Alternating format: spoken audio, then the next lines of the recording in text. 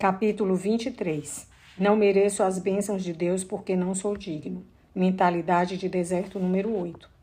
Disse mais o Senhor a Josué: Hoje removi de vós o opróbrio do Egito, pelo que o nome daquele lugar se chamou Gilgal, removendo até o dia de hoje. Josué 5:9. Depois de Josué ter conduzido os israelitas através do Jordão para a terra prometida, havia alguma coisa que Deus precisava fazer antes que estivessem prontos para ocupar sua primeira cidade, que era Jericó. O Senhor ordenou a todos os israelitas do sexo masculino que fossem circuncidados, uma vez que isso não havia sido feito durante todos os 40 anos que eles haviam vagueado pelo deserto. Depois que isso foi feito, o Senhor disse a Josué que ele havia removido do seu povo o opróbrio do Egito.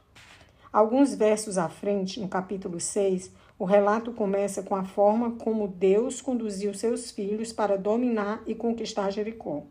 Por que o opróbrio precisava ser retirado deles antes? O que é um opróbrio? O opróbrio definido. A palavra opróbrio significa culpa, desgraça, vergonha. Quando Deus disse que iria remover dos israelitas o opróbrio do Egito, ele estava enfatizando algo. O Egito representa o mundo. Depois de estarmos alguns anos no mundo e nos termos tornado mundanos, é preciso que a vergonha seja removida. Por causa das coisas que eu tinha feito e que tinham sido feitas a mim, eu tinha uma natureza baseada na vergonha. Culpava-me pelo que tinha acontecido comigo, ainda que a maior parte tivesse acontecido na minha infância e não houvesse nada que eu pudesse ter feito para evitar. Eu disse que graça é o poder de Deus vindo a nós como um dom gratuito, para nos ajudar a fazer com facilidade o que nós mesmos não podemos fazer. Deus quer nos dar graça e Satanás quer nos dar desgraça, que é a outra palavra para opróbrio. A desgraça me disse que eu não era boa, não merecia o amor ou a ajuda de Deus.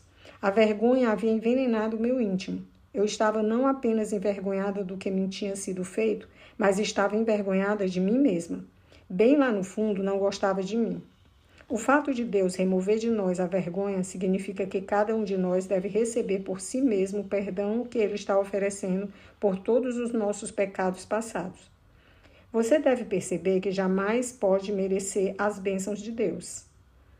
Você jamais pode ser merecedor delas. Você pode apenas humildemente aceitá-las e apreciá-las e reverenciar a Deus pelo quanto Ele é bom e pelo quanto o ama. Autoaversão, autorrejeição, recusa em aceitar o perdão de Deus, perdoando-se a si próprio. Incompreensão da justificação por meio do sangue de Jesus e todos os problemas semelhantes o manterão vagueando pelo deserto. Sua mente deve ser renovada no que diz respeito ao posicionamento correto diante de Deus por intermédio de Jesus e não de nossas próprias obras. Estou convencida, depois de muitos anos de ministério, que 85% dos nossos problemas originam-se da maneira como nos sentimos a respeito de nós mesmos. Qualquer pessoa que você sabe que está andando em vitória está também andando em retidão. Sei que não mereço as bênçãos de Deus, mas as recebo assim mesmo porque sou uma co-herdeira com Cristo. Romanos 8:17.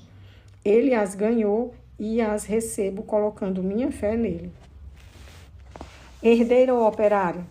De sorte que já não és escravo, empregado doméstico, porém filho, e sendo filho, segue-se que és, também herdeiro por Deus. Gálatas 4:7. Você é um filho ou um escravo, um herdeiro ou um servo?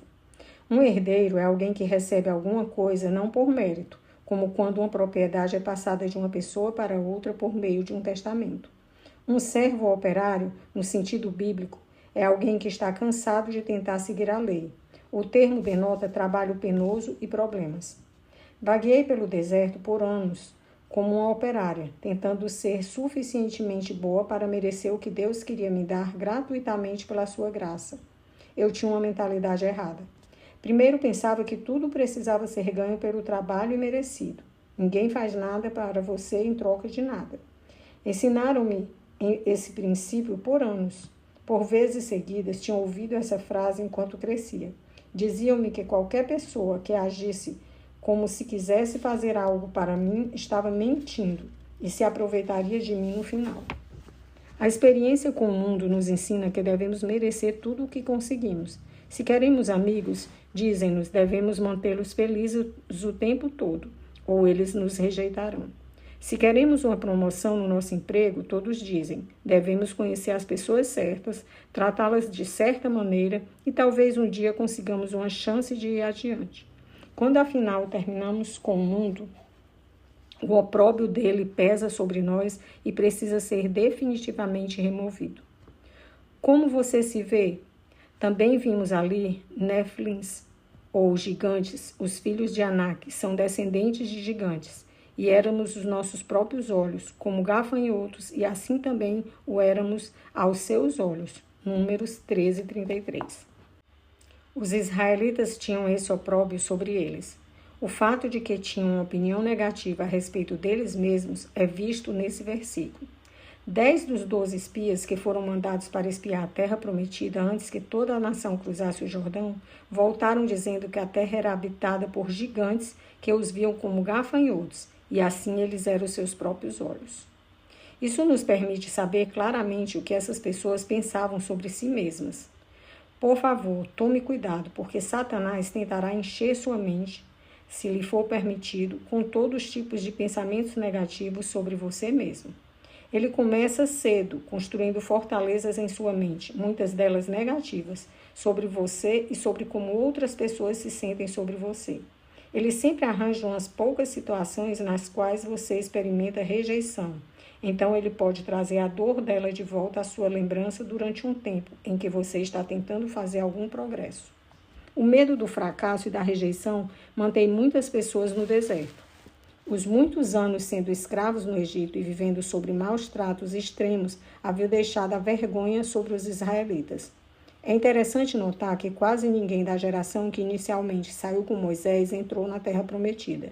Seus filhos é que entraram. Apesar disso, Deus lhe disse que ele precisava tirar o opróbrio deles. A maioria deles havia nascido no deserto, depois que seus pais deixaram o Egito. Como poderiam eles ter o opróbrio do Egito sobre eles quando nem mesmo viveram lá? Coisas que estavam sobre seus pais podem ser passadas a você. Atitudes, pensamentos e padrões de comportamento podem ser herdados. Uma mentalidade errada que seus pais tiveram pode se tornar sua mentalidade. A maneira como você pensa sobre determinado assunto pode lhe ser transmitida e você nem mesmo sabe por que pensa dessa forma. Um pai que tem uma autoimagem pobre, uma atitude de inutilidade e uma mentalidade do tipo não mereço as bênçãos de Deus, pode definitivamente transmitir essa mentalidade a seus filhos. Embora tenha falado sobre isso nesse livro, como é uma área tão importante, deixe-me mencionar outra vez que você precisa estar consciente do que se passa em sua mente em relação a si próprio. Deus está desejoso de lhe dar misericórdia pelas suas falhas se você estiver desejoso de recebê-la. Ele não recompensa o perfeito, que não tem falhas e jamais comete erros, mas aquele que põe a sua fé e sua confiança nele. Sua fé em Deus lhe agrada. De fato, sem fé é impossível agradar e satisfazer a Deus, porquanto é necessário que aquele que se aproxima de Deus creia necessariamente que ele existe e que se torna galardoador dos que o buscam, sinceramente e diligentemente. Hebreus 11, 6. Por favor, note que sem fé você não pode agradar a Deus. Portanto, sejam quantas forem as boas obras que você faz, isso não o agradará se forem feitas para comprar seu favor. Qualquer coisa que façamos por Deus deveria ser porque o amamos, não porque estamos tentando conseguir alguma coisa dele. Essa passagem poderosa diz que Deus é um galardoador daqueles que o buscam diligentemente. Eu me regozijei quando finalmente vi isso. Sei que cometi muitos erros no passado, mas também sei que tenho buscado o Senhor diligentemente com todo o meu coração. Isso significa que me qualifico para as recompensas. Decidi muito tempo atrás que receberia todas as bênçãos que Deus quisesse me dar. O Senhor queria levar os israelitas à terra prometida e abençoá-los além dos seus sonhos mais extraordinários, mas primeiro ele tinha de remover o opróbrio deles. Eles não poderiam receber dele adequadamente enquanto estivessem oprimidos com vergonha, culpa e desgraça, acima do opróbrio. Assim como, por seu amor, nos escolheu, na verdade, ele nos tomou para si próprio como propriedade dele, nele, em Cristo, antes da fundação do mundo, para sermos santos, consagrados e separados para ele, e irrepreensíveis perante ele e em amor. Efésios 1:4. Essa é uma passagem maravilhosa.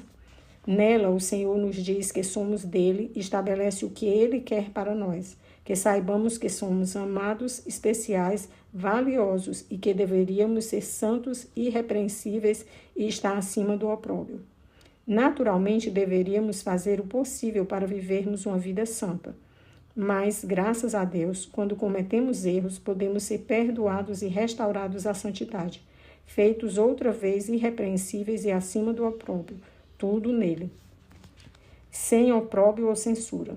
Se, porém, algum de vós necessita de sabedoria, peça a Deus, que a todos lá dá liberalmente e nada lhes impropera, sem repreender nem censurar, e ser-lhes-á concedida. Tiago 1:5. Essa é outra grande passagem que nos ensina a receber de Deus livres de qualquer vergonha.